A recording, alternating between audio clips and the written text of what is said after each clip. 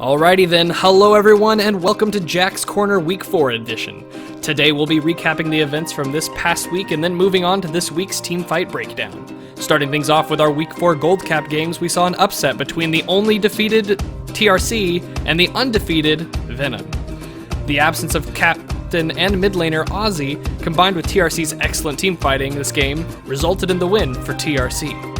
Moving on to the game between Jubermensch and OK Gold Rush, we saw an excellent game from both teams, but the dominating performance of Wild Hoffmeisters and Anivia, as well as good team play and objective rotations, gave the win to Jubermensch. Moving on to recapping the Diamond Cap games this week, we saw Diamond Win take on Retribution, and Lansneck take on Team Resolve.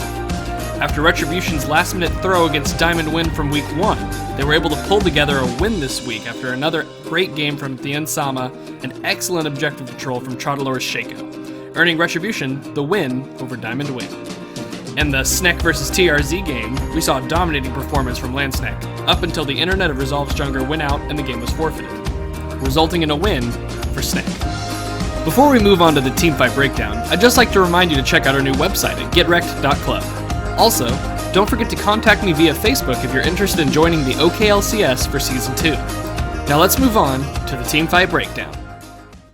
Internet, good morning, and welcome to Episode 3 of Teamfight Breakdown.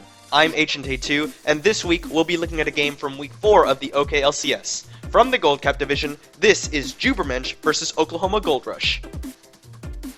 At this point in the game, Jubermensch hover over the dragon area and hope to set up a pick using this death rush. However, a ward from Oklahoma Gold Rush spots them as they set up. Seeing this, Oklahoma Gold Rush seek to pressure the mid lane tower of Jubermensch with their positional advantage. Quickly realizing their mistake, Jubermensch hurry to attempt to save their mid lane tower. The biggest mistake occurs at the very beginning of the fight. Oklahoma Gold Rush, with their wards, should be aware that DATV's Renekton, the only tank on Jubermensch, is out of position, lagging behind his squishier teammates. With that in mind, it would be easy to very quickly eliminate Wild Hoffmeister's Anivia, who has trapped himself coming in alone down this corridor. Instead, 4 members of Oklahoma Gold Rush flee up the mid lane, leaving Mr. Jinji alone to dissuade the chase.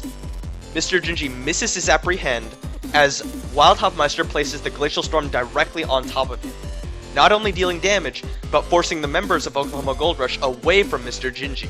Silverhammer pops Talisman of Ascension for the re-engage, but Crystallize from Wild Hoffmeister's Anivia forces the members of Oklahoma Gold Rush even further away from their top laner.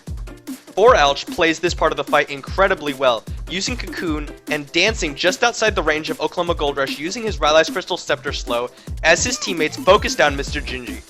The Rylai slow then helps his team continue to chase down Oklahoma Gold Rush. From here, Good Stout Coke attempts to use his Mantra'd E to save the remaining members of his team, but from here it's just an easy matter of chasing down the remaining members of Oklahoma Gold Rush for Jubermensch to pick up 2 more kills. Looking back, had Good Stout Coke used his Mantra'd E more aggressively in conjunction with Silverhammer's Talisman of Ascension, they could have very easily collapsed onto Wild Hoffmeister, who was in a bad position as the fight broke out. Instead, they hesitated and allowed Wild Hoffmeister to isolate Mr. Jinji. Thanks for watching Teamfight Breakdown, I'm HNA2, and I hope to see you next week on the OKLCS stream. Get wrecked, everybody.